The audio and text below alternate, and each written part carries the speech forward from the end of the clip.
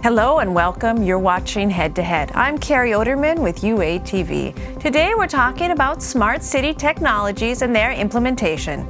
Kyiv has become the first city in Ukraine to start successfully introducing smart technologies and building the city's digital infrastructure almost 4 years ago. So what are the conditions that make a city smart? To talk about the value of smart city development and the benefits that it provides to its residents, we welcome to our studio today Eva Bufi, General Manager of Ardana Consultants, founder of Specialist Center on Public-Private Partnerships in Smart and Sustainable Cities. Hello. Hello. And thank you for joining us. Oh, thank you to you for inviting me. Let's start with what a smart city is. What conditions make a city smart? Well, the definition of a smart city, it depends on the area, on the continent, even the continent, even the country. If you go to Asia or even in Middle East, so they think in the smart city is a more technological city. If you go to Europe, and I guess it's here and also for sure in Spain, we think that the smart city is not only technology, is to use the technology, but at the center is the citizen. So a smart city, it's a city that provides good services for the citizens and where the citizen can live with family, good work, and using for sure the technology, but as a tool to improve his well-being.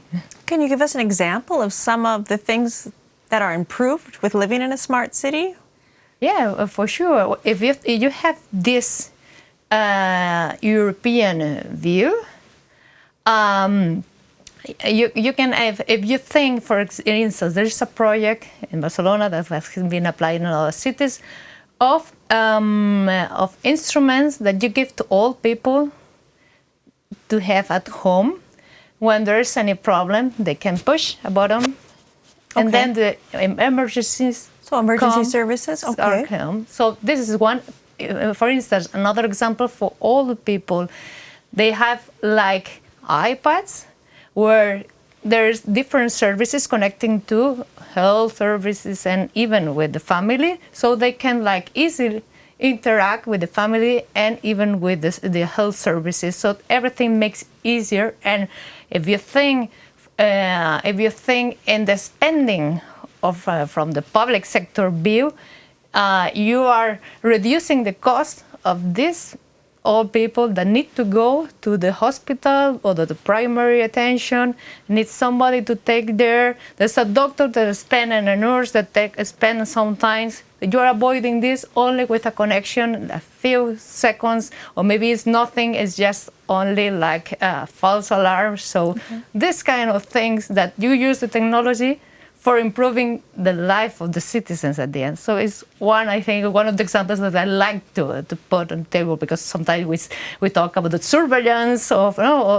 traffic lights or even mobility, but these are other kind of projects, more social projects that are also converting our cities into smart cities. So smart cities can save time and money for the citizens and the government. Is that what the City 5.0 means? Can you expand on what City 5.0 is? Yeah, well, the City 5.0, in fact, is what we are talking our next event.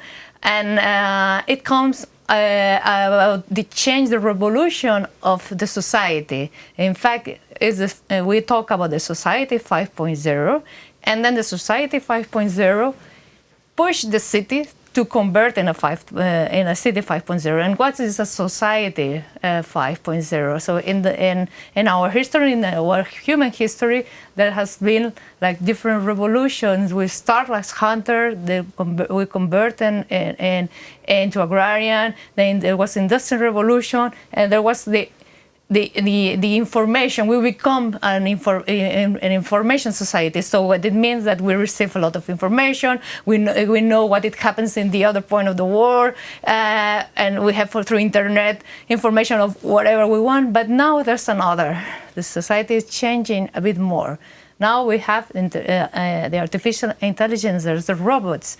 There's the Internet of Things. So the society is converting in a connected society, where you are connected not only with people, but you are connected also with machines, with instruments. So this is another way of revolution.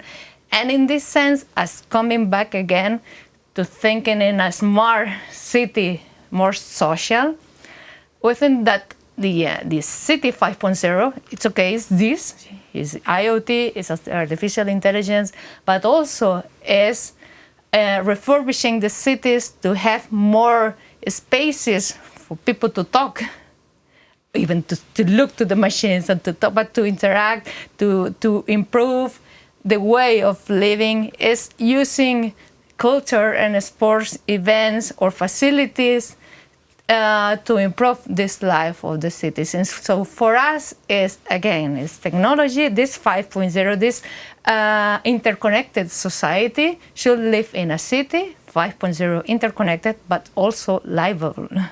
So how are you working towards using this technology to make sure people continue to interact? Because oftentimes when you hear about technology, you hear about people being shut up in their apartments and not going out. Can you give me an example of how smart cities help people come together? Wow, the idea, when you were mentioning this, it comes to my mind some advertisement in some bars where they say, there's not Wi-Fi, just talk one to the other, to each other. It comes to my mind because there are like some bars that are saying this, because at the end you can find them, so even some couples that are talking one to they are not talking, that just sitting one in front of the other and just saying nothing, only one. Well, it's what, and this I can give you the example. For instance, Barcelona is a good example of this. If you want to people to go to the street and to interact, and so that it means that maybe people that has a higher income level, maybe sitting besides somebody that maybe is immigrant and has less, then you have to improve your space, no? Your urban space. So in this, I think, is one of the best things in Barcelona. You can go to the squares already for people to sit, to interact. When you go to a park, you can see, you feel comfortable there, so you can with your kids, and you have another family, maybe it's very different socially, it's very different, but the kids are playing together. So I think that a public sector cannot push everybody to say, no, don't use, we are not putting a wireless system or whatever in the public space, because this is a personal choice for sure, and they cannot avoid that we want to be connected. But what they can do is like improve public space, so we can, as citizens, be proud and feel well when we are walking or just sitting with the kids. Now, Barcelona is often used as an example for smart cities. There's also a smart city event in Barcelona. How does this event help others learn about smart city technology? Yeah, you are right. In fact, in Barcelona, I think it was one of the first, if not the first event, talking about smart cities some years ago.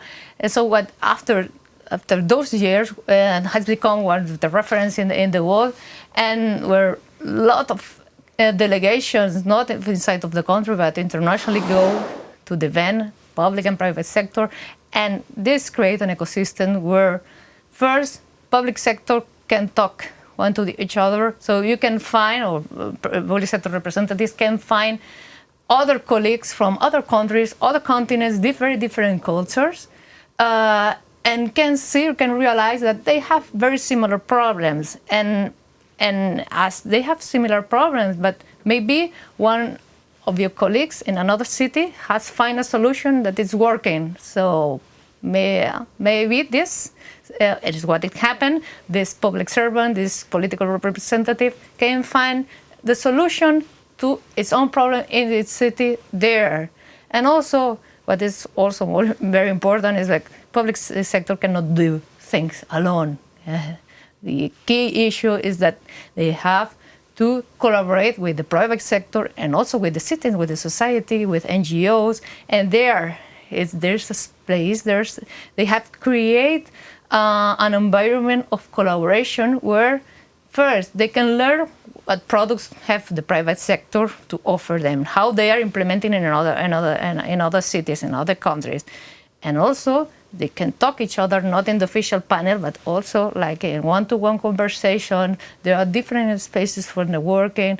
And besides this, there are different initiatives in the city that are happening at the same time, that this create like an ecosystem of interconnection, but personal interconnection. Now, smart cities can help citizens participate more in democracy. They can bring citizens to public spaces because they feel safer. Can smart cities also help with environmental issues? Yeah, for sure, because at the end, the key point in a smart city is to be more efficient. So what does it mean? That to use the resources in a more efficient way. And I can give you an example.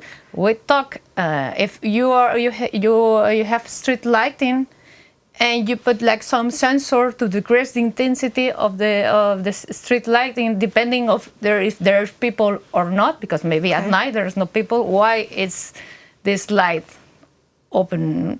So if you put this sensor, it's an initial investment, but then during all the life of this lamp or of this system, you will be saving money, reducing the consumption of energy.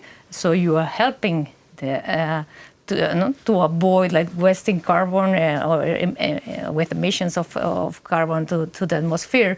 So when we talk about the smart cities, we link also with smart and sustainable cities, because at the end, this technology, we use the technology for making more efficient all our services and our city.